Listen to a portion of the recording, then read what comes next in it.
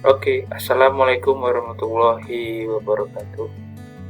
Terima kasih untuk kedatangannya pada pagi hari ini. Kita akan melanjutkan pembahasan bab mata kuliah pendidikan sosial budaya, yakni berhubungan dengan manusia dan lingkungan.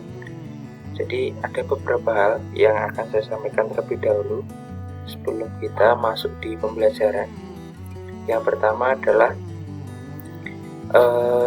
untuk kampus. Jadi pada hari Ahad kemarin itu ada pemberitahuan bahwa ada lockdown untuk unit 2 karena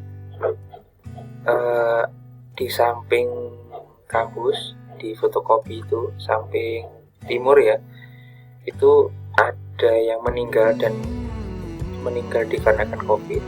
Kemudian istrinya itu juga ketika dites terkena COVID. Jadi ini kampus unit 2 khususnya itu lockdown. Jadi dimohon untuk mahasiswa ataupun dosen ataupun yang lain untuk tidak ke kampus dulu dan akan dibuka kembali untuk waktu yang mungkin beberapa hari yang ke depan seperti itu. Jadi tapi belum tentu kapannya seperti itu ya. Oke, itu aja untuk awalannya. Oke, kita masuk di pembelajaran yang ke bab 8 ya, pertemuan yang ke-10 yaitu tentang manusia dan lingkungan. Oke. Nah, sebelum kita masuk lebih jauh, kita akan mengenal definisi dari manusia seperti itu. Kalau dilihat dari definisi, ini adalah sesuatu yang diciptakan oleh Tuhan, oke, dan itu mempunyai andil ataupun mempunyai peranan dalam mengatur hukum alam, kemudian mengatur kehidupan, terus juga berkembang biak, kemudian mati, tumbuh dan seterusnya. Selain itu juga ada interaksi dengan alam dan lingkungan, dan hubungan antara lingkungan dan manusia ini akan kita bahas lebih jauh di materi ini. Bagaimana tahu manusia itu posisinya seperti apa yang ada di lingkungan seperti itu. Kemudian untuk lingkungan ya, saya pindah dulu. Jadi lingkungan itu adalah tempat tinggal. Pada dasarnya adalah tempat tinggal. Dan lingkungan itu bisa berupa tempat tidak hanya sebagai untuk kita hidup ataupun rumah ya, tetapi juga kita tempat bagaimana kita mendapatkan bekerja, mendapatkan uang, dan berinteraksi dengan segala hal yang menurut kita itu penting seperti itu. Karena penting menurut manusia itu kan relatif ya. Jadi ketika berhubungan dengan lingkungan, maka lingkungannya sangat bervariasi seperti itu. Tapi pada dasarnya lingkungan adalah tempat tinggal. Oke, dan untuk mencari kehidupan atau kehidupan. Oke. Nah, kemudian ya, jadi korelasinya di sini adalah ekologi. Nah, dari kata ekos dan logos. Jadi rumah tangga dan ilmu. Maka ekologi itu adalah ilmu tentang lingkungan ya. Itu jadi ilmu tentang kerumah tangga. Jadi bagaimana manusia itu ada posisinya pada lingkungan seperti itu. Nah, di sini poin pentingnya adalah interaksi dan timbal balik seperti itu. Jadi di hubungan erat antara manusia dan lingkungan ini dipengaruhi antara yang pertama interaksi, yang kedua timbal balik. Itu. Nah, kemudian kalau kita lihat ya ekosistem seperti itu. Manusia dan lingkungan pasti ada namanya ekosistem. Nah, ekosistem sendiri itu dibagi menjadi dua, ada biotik dan abiotik. Nah, kalau abiotik itu sesuatu yang memang sudah menjadi sudah ada. Contohnya tanah, udara, air, suhu, cahaya dan lain-lain. Kalau biotik sesuatu yang diciptakan, contohnya produsen, konsumen, pengurus dan seperti itu. Itu klasifikasi dari ekosistem seperti itu. Oke. Nah, ekosistem itu dipengaruhi oleh beberapa faktor. Yang pertama adalah rantai makanan, yang kedua habitat, yang ketiga populasi, yang keempat komunitas, dan yang kelima adalah biosfer. Ini adalah faktor-faktor yang mempengaruhi ekosistem. Ekosistem itu adalah apa? Ekosistem adalah tempat tinggal manusia. Jadi itu. Oke, jadi kalau kita lihat ya, setiap manusia itu mempunyai habitat sendiri-sendiri, populasi sendiri-sendiri, ya, komunitas sendiri-sendiri. Jadi beragam ekosistem ini. Seperti itu. Tidak bisa satu orang disamakan dengan orang lain. Seperti itu ya. Oke. Nah, sebentar saya geser dulu. Nah, di sini ada pengaruh manusia dan alam. Yang pertama adalah keinginan menyempurnakan hidup dan meningkatkan kesejahteraan. Oke. Jadi pada dasarnya otak manusia itu berpikir bagaimana memanfaatkan alam, mengeksploitasi, menggunakan alam itu untuk menyejahterakan hidupnya. Yang kedua adalah memunculkan inovasi dan perubahan dengan intek. Kita tahu bahwa beberapa hal, contohnya bahan bakar yang kalian gunakan untuk motor ataupun mobil, itu adalah hasil dari inovasi, dan itu adalah perubahan intek. Seperti itu. Kalau tidak ada inovasi, pasti tidak ada barang-barang yang kita gunakan yang itu notabene dari alam. Oke. Yang ketiga adalah terjadinya perubahan pada alam. Nah, mau nggak mau, sesuatu yang kita ambil, kita gunakan, dan itu dalam waktu lama serta dengan jumlah yang banyak, akan ada perubahan. Nah, perubahan seperti apa yang dimaksud di sini? Ini kita bahas. Oke. Nah, kalau kita lihat ya di perubahan sumber daya alam, ya, kita sebelum kita masuk di lingkungan yang lain, kita masuk di lingkungan alam. Itu ada yang pertama renewable resource. Itu sumber yang dapat diperbarui. Contohnya tumbuhan, ya, intinya dapat ditanam kembali, dapat diperbarui. Kemudian non renewable resource atau sumber yang tidak dapat diperbarui. Artinya ketika kita digunakan, ya sudah, semuanya sudah selesai, tidak bisa digunakan lagi, ataupun ketika digunakan pasti akan ada limitnya. Oke, itu ya. Oke. Nah, kemudian, ini jadi penggunaan sumber daya alam itu ada beberapa hal yang digunakan oleh manusia. Dia ada klasifikasinya ya. Jadi pertama pertanian. Jadi dulu manusia itu tidak mengerti apa yang pertanian. Kemudian dengan inovasi, dengan perkembangan ilmu pengetahuan, ya walaupun sederhana tetapi menghasilkan yang namanya pertanian. Oke. Jadi bertani pertama. Kemudian hutan. Ternyata hutan itu juga mempunyai manfaat di mana bisa dimanfaatkan manusia. Bagaimana kayu-kayunya bisa digunakan untuk perabotan rumah tangga dan lain-lain. Kemudian air. Air ini, dan sekarang air itu juga berkembang ya, tidak hanya sebagai tempat kita mengambil, tapi juga sekarang menjadi komersial. Kita tahu namanya aqua, namanya kangen water, mungkin ya namanya ya. Itu memang penggunaan air seperti itu, atau pemanfaatan air seperti itu. Kemudian yang lain tambangnya jelas ya ini mau nggak mau menjadi salah satu bagian dari kita. Salah satunya itu ya kita itu menggunakan motor, menggunakan mobil, bahan bakarnya dari bahan tambang seperti itu. Bahkan listrik kita itu adalah bahan tambang. Jadi di Indonesia itu untuk khususnya dari batu bara itu digunakan untuk pembangkit listrik. Jadi kita pembangkit listriknya menggunakan, pokoknya itu adalah menggunakan batu bara, walaupun ada sumber-sumber lain, tapi paling besar digunakan adalah batu bara. Oke. Kemudian ini bahas yang pertama. Nah, ini pertanian dan tanah.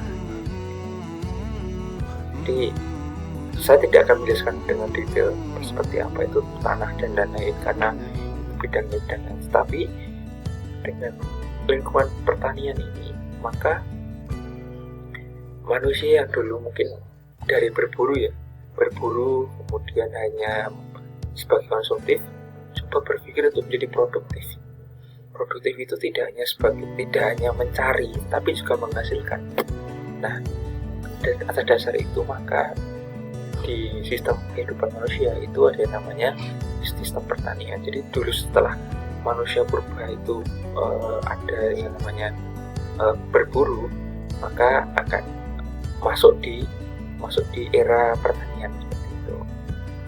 Nah, dan dengan sekarang perkembangan teknologi ini, ya perkembangan pertanian juga lebih pesat ya. Walaupun efek yang ditimbulkan kita tidak tahu, efek pupuk ataupun efek yang karena tanah digunakan. Jadi tanah itu kan sebenarnya tidak bisa langsung digunakan, perlu waktu untuk setelah dipanen nih, kemudian didiamkan dulu atau diredam dulu agar bisa digunakan lagi pada waktu yang, tapi kadang-kadang terlalu cepat digunakan, tanahnya jadi menjadi rusak. Nah, kemudian hutan ini dulu itu manusia mikirnya adalah bisa digunakan, bisa dimanfaatkan kayu dan lain-lain. Tapi di zaman sekarang dengan tingkat polusi yang besar sekali di dunia, tidak hanya di Indonesia, maka hutan ini menjadi pelindung dan memang menjadi hal yang sangat diperlukan untuk perkembangan lingkungan hidup. Tidak hanya sebagai kita manusia yang membutuhkan oksigen, tapi juga perkembangan hewan. Maka peran hutan itu sangat penting ya. Jadi tidak hanya sebagai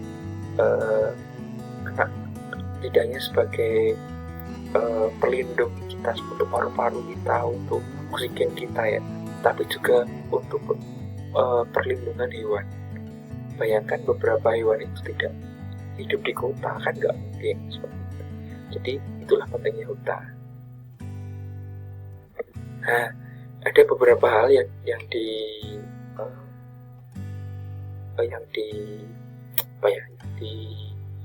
diberikan atau dibuatkan undang-undang oleh pemerintah.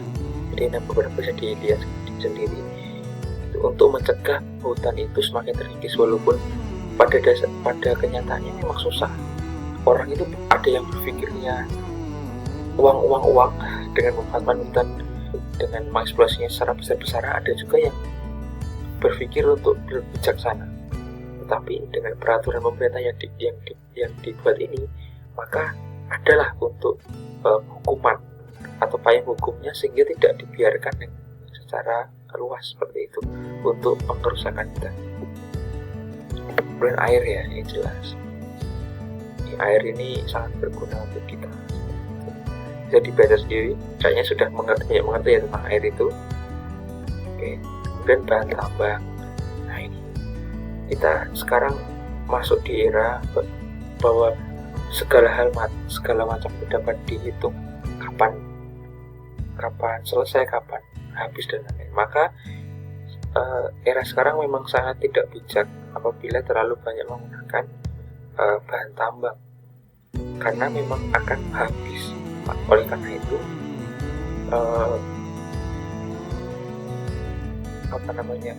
bisa menggunakan listrik seperti itu, ataupun menggunakan beberapa hal yang bersepeda dan lain, karena untuk mengurangi bahan tambang ini. Dan bahan tambang itu adalah penyebab polusi terbesar di dunia selain kaca ya, seperti itu. Jadi polusi di dunia paling besar dihasilkan dari tambang, sehingga selain terbatas, maka ini juga sangat mempengaruhi tentang lingkungan karena polusinya sangat besar.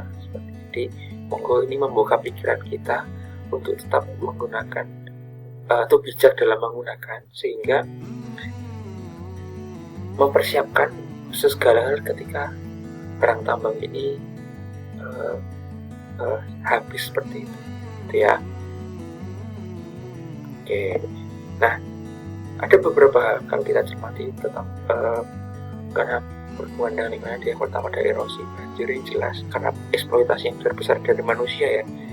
Jadi jangan berpikir siapa yang dalam semuanya adalah manusia. Ada erosi, pencemaran, ya, baik udara, baik suara, dan penebangan liar. Ini permasalahan lingkungan yang kita hadapi sekarang ini. Nah seperti ini ya, ini gambarnya. Ini nggak mungkin nggak terjadi. Oke. Banjir ini memang karena banyak hal yang telah dilakukan manusia, seperti penggunaan hutan, kemudian penggunaan lahan untuk pemukiman. Ini salah satu bagian ataupun hasil ataupun efek dari beberapa yang dilakukan manusia. Tidak melulu karena memang pada dasarnya manusia itu cuma tinggal, jadi kadang-kadang bertabrakan dengan alam seperti itu. Oke. Kemudian ini pencemaran ya, kita bisa lihat di gambar bahwa pembuangan sampah ini ya dari plastik ya, jadi pembuatan plastik ini sebenarnya yang dulu bisa digunakan berkali-kali. Oke. Dan sekarang pada dasarnya kan dulu penciptaan plastik itu kan bisa digunakan berkali. Jadi konsepnya adalah wadah itu kan hanya sekali kemudian rusak. Nah, dibuat plastik untuk berkali-kali, tetapi sekarang malah digunakan hanya sekali pakai dan setelah itu dibuang. Nah ini karena plastik ini susah diurai, maka menjadi sebuah polusi atau pencemaran. Bisa dilihat ya, ini keadaan yang sangat memprihatinkan seperti itu. Nah kemudian penebangan liar. Nah ini yang mau nggak mau harus diberantas karena sangat berbahaya. Pertama kepada manusia ya, berbahayanya karena efeknya luar biasa ke manusia. Yang kedua adalah akan membuat hewan atau lingkungan yang ada di hutan itu menjadi tidak bagus karena hidupnya memang dari pohon-pohon seperti itu. Kita bahas tentang impact dan kelestarian hidup. Ini ada beberapa sejarah ya, sejarah tentang bagaimana perkembangan. Jadi dulu seperti yang saya bilang ya, manusia itu hanya mengeksploitasi dari berburu, bertani, kemudian mengeksploitasi hutan. Itu memang bentuknya mengeksploitasi. Nah sekarang muncul gerakan untuk bagaimana hutan itu digunakan dengan baik, digunakan dengan bijak seperti itu. Maka dari tahun 50-an sampai 72 itu dan fix 72 itu bahwa harus ada perubahan untuk lingkungan. Dan itu orang-orang semakin berpikir bagaimana untuk menjaga hutan seperti itu. Karena akibat dari eksploitasi hutan dan terusnya lingkungan ya, nggak cuma hutan, itu sangat berefek besar pada kehidupan manusia, walaupun kelihatannya pertama nggak apa-apa. Oke, seperti itu. Oke. Nah, seperti yang saya bilang tadi, pemanasan global dari kaca itu akan membuat pemanasan global. Ini yang selain polusi ya, polusi dari limbah tadi, limbah. Jadi motor kali ya, mobil kayak itu ataupun beberapa yang dari dari bahan tambang itu membuat polusi dan itu membuat pemanasan. Dan selain itu adalah yang namanya kaca. Semakin banyak gedung-gedung, semakin banyak kota-kota yang menggunakan kaca. Nah ini membuat pemanasan global. Oke. Dampaknya seperti apa? Banyak sekali ya, suhunya meningkat, kemudian iklimnya itu hujan kapan, panas kapan itu bisa diprediksi karena memang berubah, climate-nya itu berubah. Kemudian badai. Nah ini yang mungkin jarang diekspos ya. Ini badai di beberapa daerah itu sangat meningkat karena bukan azab ya, tapi karena memang perubahan suhu yang ekstrim, jadi dari panas langsung dingin. Itu yang memicu badai seperti itu. Kenaikan suhu dan permukaan air laut. Itu ya. Nah,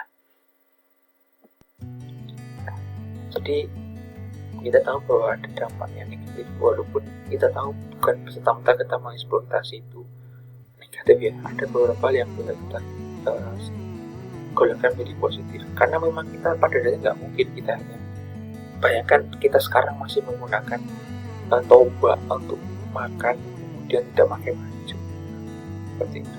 Kita perlu deh namanya perubahan, kemajuan, tapi seperti apa kemajuan yang harus kita raih, yang tentunya masih bersifat positif, itu seperti apa. Nah ini dampak positifnya ya. Jadi bukan berarti eksploitasi kita terhadap lingkungan itu selalu berbuat buruk, selalu berakibat buruk, tapi ada positifnya, karena memang kita nggak mungkin kita nggak berkembang. Manusia itu adalah elemen pokok di lingkungan, di alam semesta ini yang dapat mempunyai inovasi, punya otak seperti itu untuk kemajuan. Ini yang dapat positif. Nah, dampak negatifnya jelas seperti tadi gambar-gambar yang sudah saya tampilkan tadi. Oke. Nah, kalau tadi kita berbicara tentang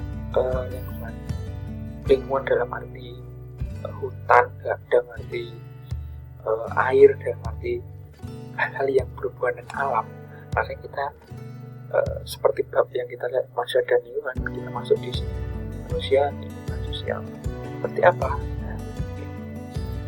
Nah, sebelum kita masuk, saya mau menerangkan bahwa ada beberapa hal yang mempengaruhi hidup manusia.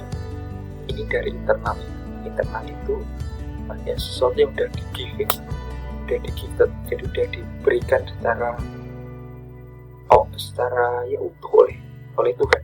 Yang pertama IQ dan EQ. EQ itu adalah intelligent quotient, bagaimana kita berpikir, bagaimana berhitung, menghafal dan lain-lain, kerja otak. Kemudian yang EQ adalah emotional, bagaimana kita bersikap, seperti apa kita bersikap, kita bagaimana kewarasan kita. Spiritual passion itu berhubungan dengan cara kita untuk menyelesaikan masalah. Bukan berarti spiritual itu tentang agama, enggak, tapi bagaimana kita itu untuk menyelesaikan masalah, seperti itu. Oke. Nah ini, jadi kalau dilihat ya, ada beberapa hal tentang intelijensi ataupun daya pikir ya. Daya pikir itu ada beberapa hal ya, dilihat pertama linguistik, logika, matematik, musik, ruang, intrapersonal, fisik, naturalistik, dan lain-lain. Jadi ini bagian dari intelijensi atau cara otak kita bekerja seperti itu ya. Kemudian ini peradaban itu, jadi contohnya di Jogja. Kalau kita lihat telusur dari sejarah Jogja, maka tata kota Jogja, kemudian apa yang mempengaruhi orang itu dulu banget itu membuat kota namanya Jogja itu seperti apa? Itu karena kecerdasan dan lingkungan. Kecerdasan dalam arti bagaimana tahu kita? Oh ternyata kalau kita mau hidup itu berarti harus dekat air. Itu kecerdasan itu. Lingkungan ini berarti kesediaan bahan baku untuk hidup seperti itu. Oh ternyata dekat air, ternyata dekat dengan lingkungan yang lain. Secara demografi, strategis, secara cuaca oke. Nah, faktor kecerdasan dan lingkungan ini membuat peradaban seperti itu. Itu ya. Oke. Nah, ini ada beberapa nanti bisa dilihat ya.